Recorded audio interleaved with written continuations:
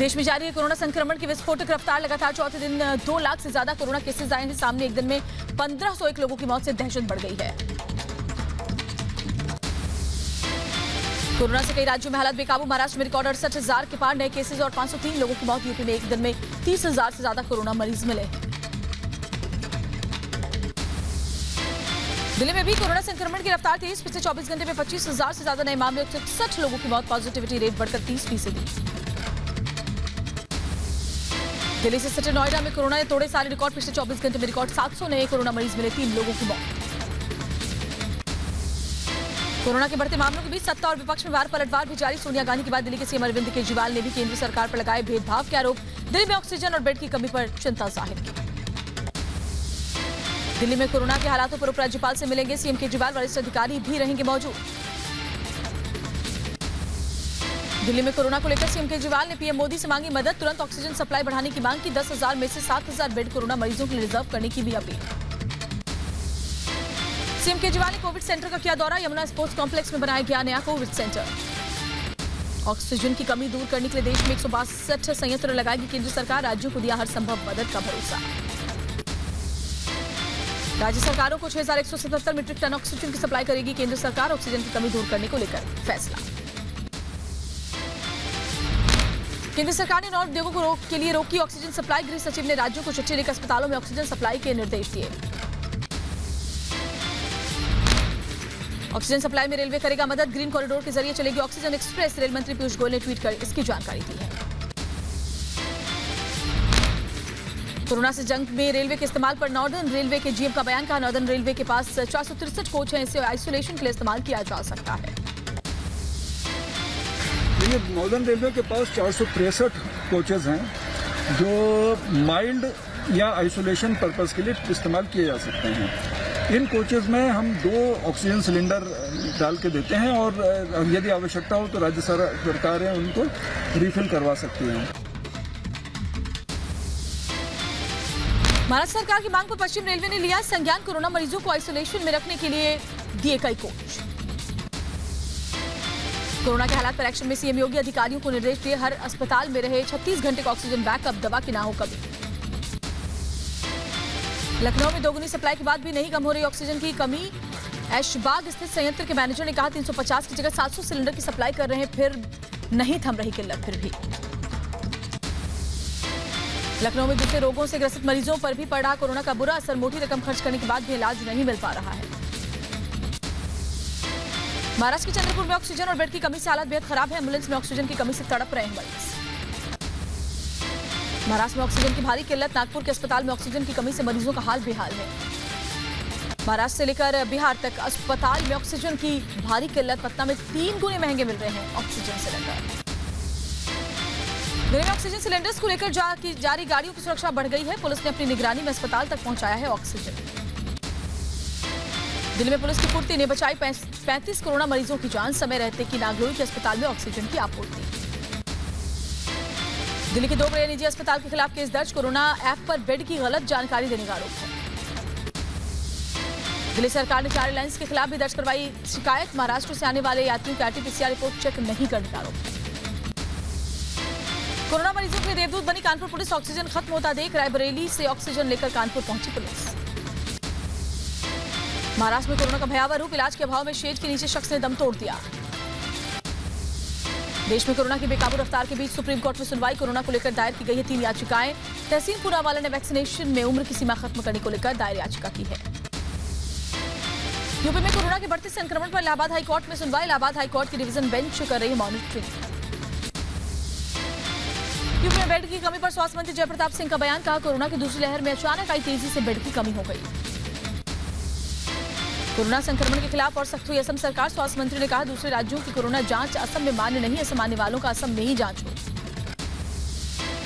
महाराष्ट्र में प्रवेश के लिए कोरोना रिपोर्ट निगेटिव जरूरी है। केरल, गोवा, राजस्थान, गुजरात और दिल्ली एनसीआर से महाराष्ट्र जाने वालों को दिखानी होगी आरटी-पीसीआर की रिपोर्ट। उत्तराखंड को भी माना है सेंसिटिव जोन। कोरोना के बढ़ते केसेस पर राजस्थान सरकार अलर्ट। 3 मई तक अनुशासन पखवाड़ा चलाने का ऐलान। कोरोना को लेकर लोगों को किया जाएगा जागरूक। दिल्ली में बांस के लिए टोका तो पुलिस कर्मियों के साथ बस रोकी पर उतरी महिला। सड़क पर कपल ने काफी देर तक ड्रामा किया। पीएम और सीएम तक को चेतावनी दे दी। महामारी के बेतहाशा मार से नहीं संभल रहे लोग। यूपी के फतेहपुर में मुंडन में जुटे 300 से ज्यादा लोग नाच गाने का इंतजाम था। पुलिस ने दर्ज की एफआईआर। मध्य प्रदेश के भिंड में लॉकडाउन पर उल्लंघन भारी पड़ गया है। पुलिस ने जब्त किए टेंट, कैटरिंग और डीजे। शादी समारोह में शामिल हुए थे 500 लोग। जेडीयू विधायक मेवालाल चौधरी की कोरोना से मौत। सांस लेने में हो रही थी तकलीफ। तारापुर से विधायक थे मेवालाल।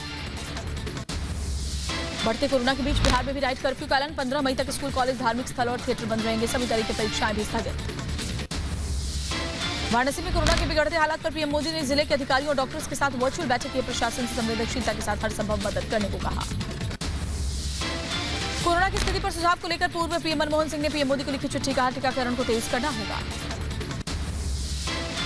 ममता बनर्जी ने पीएम मोदी को चिट्ठी लिखी। 5 करोड़ से ज्यादा वैक्सीन डोज की मांग की। कहा बाहरी लोगों की वजह से बंगाल में तेजी से फैल रहा कोरोना। अहमदाबाद में डिप्टी सीएम नितिन पटेल ने जिला अस्पताल का दौरा किया। डिप्टी सीएम ने कोरोना पर तैयारियों का जायजा लिया। कोरोना के बढ़ते संक्रमण के बीच झारखंड के सीएम हेमंत सोरेन का बड़ा फैसला। स्कूल, कॉलेज बंद, सभी परीक्षाएं स्थगित। शादी समारोह में सिर्फ 50 लोगों को इजाजत।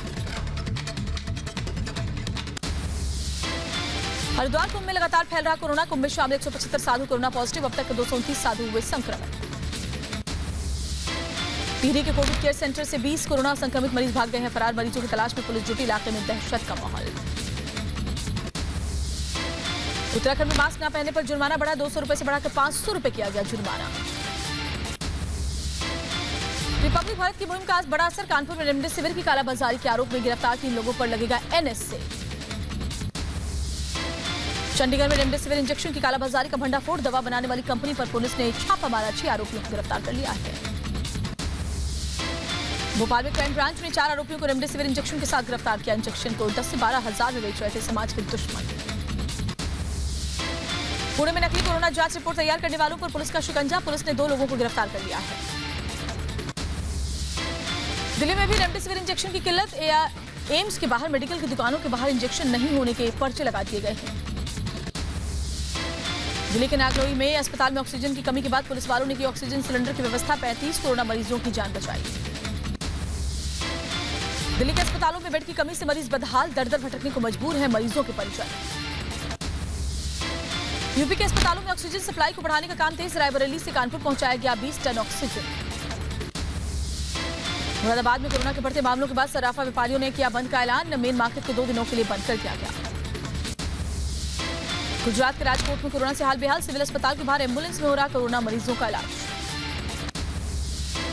जम्मू कश्मीर में भी सभी यूनिवर्सिटीज और कॉलेज बंद किए गए। 15 मई तक बंद रहेंगे शिक्षण संस्थान।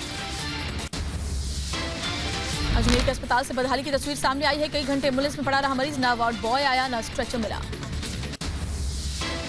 लखनऊ में कोरोना संक्रमण से लोगों का हाल बेहाल। अस्पतालों में ऑक्सीजन और बेड की भारी कमी। अस्पतालों के चक्कर काटने को मजबूर है लोग। कानपुर के काशीराम अस्पताल से मरीजों की बेबसी की तस्वीर सामने आई। मरीजों ने अस्पताल की पोल खोली। वीडियो वायरल होने से अस्पताल प्रशासन में हड़कंप।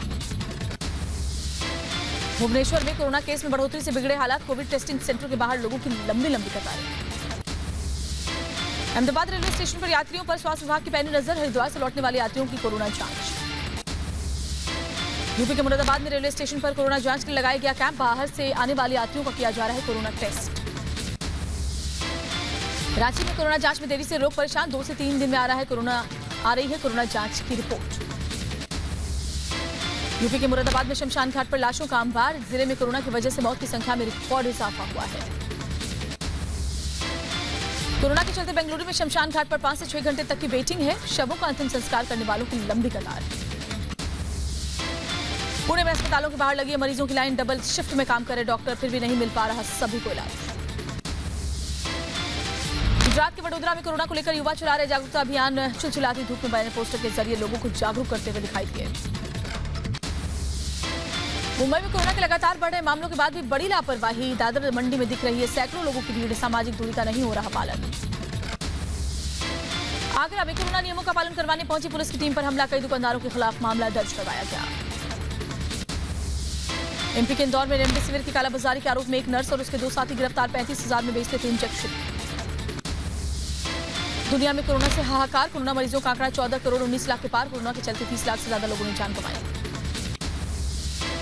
पश्चिम बंगाल में 6ठे चरण के प्रचार ने पकड़ी रफ्तार। चुनावी रण में आज फिर उतर रहे अमित शाह। 3 रैली और एक रोड शो को करेंगे संबोधित।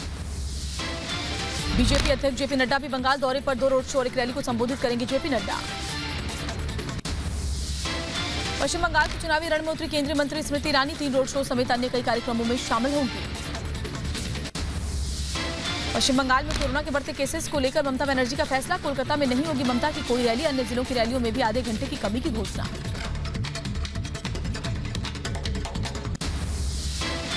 पश्चिम बंगाल के मालदा से बीजेपी उम्मीदवार गोपाल चंद्र को गोली मार दी गई, गंभीर हालत में अस्पताल भेजे गए हैं। छठे चरण की वोटिंग से पहले बंगाल में हिंसा की बड़ी साजिश नाकाम, मुर्शिदाबाद से बरामद हुए देसी बम पुलिस ने किया निष्क्रिय। पश्चिम बंगाल के नंदनगर में बीजेपी कार्यकर्ता पर हमला, टीएमसी कार्यकर्ताओं पर लगा हमले का आरोप। यूपी में पंचायत चुनाव का दूसरा चरण, नोएडा और लखनऊ समेत 20 जिलों में आज डाले जा रहे हैं वोट। लगातार बढ़ते कोरोना के बावजूद भी गाजीपुर बॉर्डर पर हजारों की तादाद में डटे हैं प्रदर्शनकारी किसान। दिल्ली से गाजियाबाद आने वाले लोगों को अभी भी परेशानी हो रही है। पंजाब पुलिस के जवान ने कंधे पर उठाकर बुजुर्ग महिला को टिकट खिड़की तक छोड़ा, जवान की चौतरफा हो रही तारीफ। जम्मू कश्मीर में कारोबारी के घर पर पथराव का सीसीटीवी फुटेज आया सामने, वीडियो में कारोबारी के घर पर पत्थर फेंकते दिखे बदमाश। 4 अप्रैल को बदमाशों ने कारोबारी को निशाना बनाया था। मुजफ्फरपुर सेंट्रल जेल से भागे कैदियों को पुलिस ने स्थानीय लोगों की मदद से गिरफ्तार कर लिया, गमछे की मदद से जेल फांदकर भागने की फिराक में थे कैदी। ओडिशा के मयूरभंज में कई ट्यूबवेल्स और पाइपलाइन के बावजूद लोगों को नहीं मिल रहा पानी लाने के लिए कई किलोमीटर दूर जाती हैं महिलाएं। बिहार के आरा में घर पर लोगों ने मनाया चैती छठ, सुबह उगते हुए सूर्य को अर्घ्य देकर की पूजा पाठ। महाराष्ट्र में ठाणे की सैनिटाइजर बनाने वाली कंपनी में आग लग गई, समय रहते आग पर काबू पाया गया, किसी के हताहत होने की खबर नहीं। गाजियाबाद में लोनी में पुलिस टीम पर हमला, सीओ की गाड़ी का शीशा तोड़ा गया, आरोपियों को पकड़ने गई थी पुलिस। एमपी के ग्वालियर में कोरोना पॉजिटिव मरीज से रेप की कोशिश की गई, आरोपी वार्ड बॉय को गिरफ्तार कर लिया गया है, ऑक्सीजन पर थी महिला। लखनऊ में फाउंटेन पार्क के सामने जंगलों में आग से हड़कंप, आग से इलाके में दहशत का माहौल, दमकल विभाग की गाड़ियां आग बुझाने में जुटी हैं। आंध्र प्रदेश के विशाखापट्टनम में आबकारी विभाग की बड़ी कार्रवाई, 500 किलो गांजे के साथ एक शख्स गिरफ्तार। मुंबई में एनसीबी की बड़ी कार्रवाई, 3 ड्रग्स पेडलर्स को गिरफ्तार किया गया, ड्रग्स, गांजा और भारी मात्रा में कैश की बरामद की। चेन्नई में कस्टम विभाग की बड़ी कार्रवाई, करीब 66 लाख रुपए का सोना जब्त किया गया है। बेंगलुरु में सोना तस्करों पर कस्टम विभाग की बड़ी कार्रवाई, लाखों रुपए का सोना जब्त। यूपी के जौनपुर में पुरानी रंजिश में जमकर मारपीट, दोनों पक्षों में जमकर लाठी डंडे चले, 6 लोग जख्मी। दिल्ली में फेक करेंसी रैकेट का भंडाफोड़, स्पेशल सेल ने मुख्य आरोपी को गिरफ्तार किया, 8 लाख रुपए जब्त।